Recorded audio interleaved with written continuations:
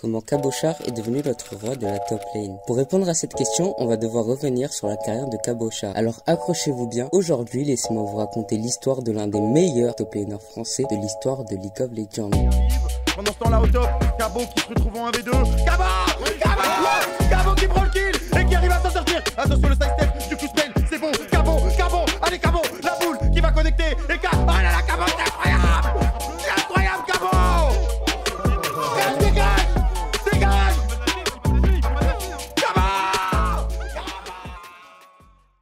Retournons en 2009, au moment où Riot Games sort la bêta du jeu maudit League of Legends. Le début de la fin pour certains, mais pas pour Lucas Simon Mesley, qui va découvrir le jeu et qui va très vite l'apprécier. En saison 1, il finit bronze pour passer pendant la saison 2 diamant, le plus haut rang sur League of Legends à cette époque. Il atteint donc le haut niveau à l'âge de 15 ans et à partir de là, il commencera à jouer au niveau compétitif, en faisant sa première compétition à Tenerife. Et malgré que lui et son équipe se fassent éliminer dès le premier match de la compétition, le jeune joueur sortira de cette compétition avec les étoiles aux yeux. Et maintenant c'est sûr, il veut être joueur professionnel de League of Legends. Et pour être joueur professionnel de League of Legends à l'époque, il fallait jouer au EULCS qui est la ligue professionnelle de League of Legends en Europe. Cabochard enchaîne donc les compétitions comme la Paris Games Week, la EPS France ou l'International Invitational Tournament pour pouvoir se faire un nom. Et il y arrivera plutôt bien car il réussira à jouer pour NIP, une équipe qui a accueilli pas mal de joueurs connus aujourd'hui comme Larsen, Nukeduck ou Finn. Mais surtout NIP peut permettre à Cabochard de jouer aux EULCS car l'équipe participe au Challenger Series, une compétition qui permet de se qualifier aux phases de qualification des EULCS. Cabochard avait déjà joué les Challenger Series auparavant avec Heavy Botlane, mais le niveau de jeu de l'équipe n'était pas très bon, alors qu'avec NIP, il a une équipe qui fait partie des meilleurs de la compétition. C'est une occasion rêvée pour Cabochard. Et après avoir fait des assez bonnes performances pendant la compétition, l'équipe doit impérativement remporter leur prochain match face à Unicorn of Love pour se qualifier à la phase suivante. Mais s'ils perdent, c'est fini.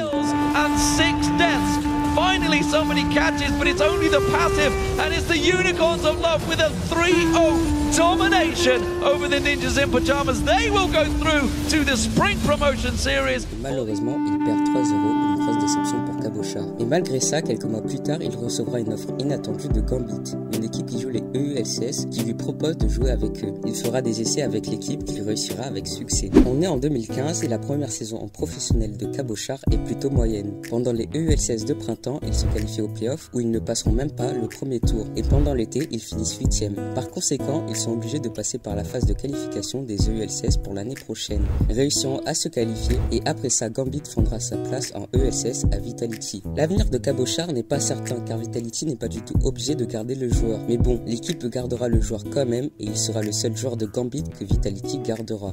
La saison 2016 commencera très bien pour Cabochard car il révélera tout son potentiel en jouant des champions comme Fiora ou Jace avec lesquels il détruit les autres top laners européens et sera considéré à cette époque comme le meilleur top laner de la compétition. Vitality finit 3e de la saison régulière mais perd pendant le premier tour des playoffs face à Fnatic.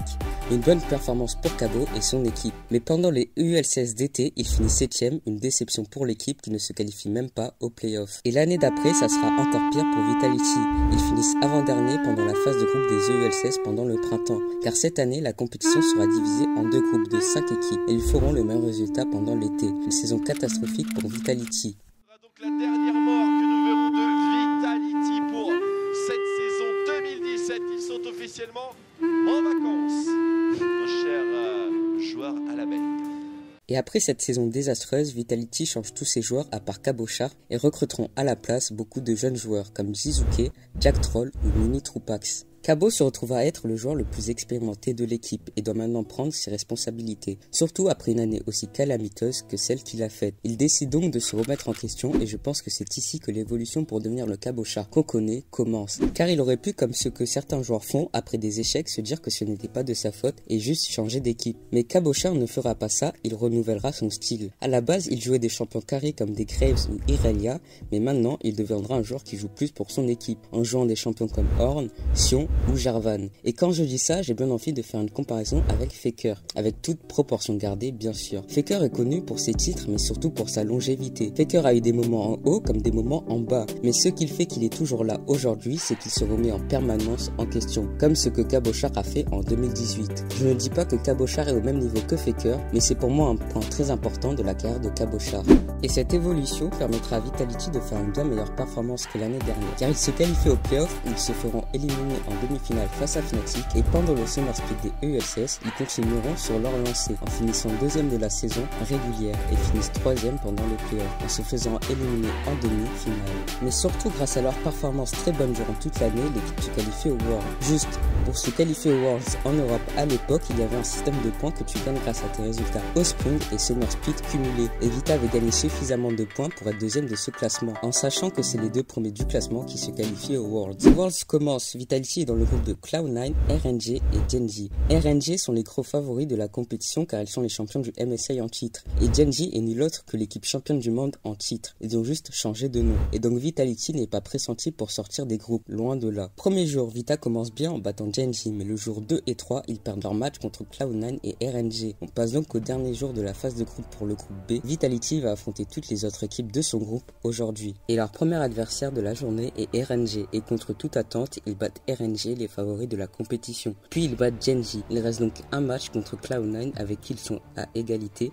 Celui qui gagne sort des groupes et celui qui perd est éliminé. Attention la pression qui est mise par contre du côté des Vitality sur cette mid lane, la paranoïa qui est lancée, la téléportation que aussi du côté des Vitality, c'est pas mal cet engage, on va pouvoir mettre une double bombe qui touche. Superbe engage de Resident Licorice, c'était prévenu, le Nocturne, la paranoïa et tout, la double bombe, mais Attila fait très mal, Attila se repositionne, attention Jizuke, il a plus de mana, le reste de Seizal, pendant ce temps-là c'est le Sion de Cabochard qui tombe, les Cloud9 tiennent et répondent, très dur à défendre, Kikiz, le dieu du smite, mais il n'a aucun moyen d'attendre ce Nashor, c'est complètement zoné par Licorice, il va falloir tenter un call impossible. Ouais c'est compliqué, ils sont zonés Licorice justement qui va y aller la paranoïa, c'est le peur de Jensen et le kill, les stacks ne partiront pas du côté de l'ADC, des Vitality, les Cloud9 qui sont sur le baron, ça sent le chaos Noah pour les Européens. Ça sent pas bon. Attila qui tombe, le shutdown, ça semblerait être la fin pour Vitality, on va tenter l'exploit du côté de Jizuke, c'est pile, l'ulti de disengage, on va devoir défendre à 3 contre 5, est-ce que les Cloud9 peuvent finir sur ce go-in? Les Cloud9 peut-être pour l'histoire de 10e des LCSNA, à quart de finaliste des championnats du monde, Licorice qui va aller sur la backline, il y aura Cabochard, le burst sur le top laner est plutôt pas mauvais pour les Cloud9, la première tour qui tombe, les PV sont lourds quand même du côté Blue Side, la double bombe, Cabochard obligé de disengage, Jizuke qui est tout seul, le taunt qui passe, Jizuke qui tombe, les Cloud9 vont se qualifier en quart de finale, les Cloud9, le porte-étendard de l'Amérique du Nord. Pour Cabo, ces Worlds ont été une très bonne expérience malgré qu'il ne soit pas qualifié en quart et qu'il ait le sub. Car après ça, pour être clair, Cabo veut retourner au World. Mais la réalité sera tout autre pour le top laner français. La saison 2019 sera décevante comparée à la précédente pour Vitality. Mais elle est quand même plutôt bonne pour une équipe comme Vitality. Car ils feront les playoffs du LEC pendant le Spring et Summer Split. Mais la saison 2020, c'est une catastrophe. Ils finissent dernier du LEC pendant le printemps avec un début de saison de 8 défaites pour 0 victoire. Ils ne réussiront à gagner que 2 matchs sur 18 matchs joués. Une performance extrêmement pitoyable pour l'équipe. Pendant l'été, ils feront mieux car au lieu d'être derniers, ils seront avant-derniers.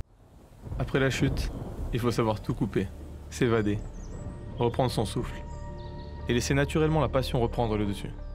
C'est clair pour Cabo, c'est l'année de la honte. Il est bien loin de se requalifier au Worlds, il est bien loin d'être à son meilleur niveau, il est bien loin de tout ça, et décide donc de quitter Vitality, équipe avec laquelle il est resté 5 ans.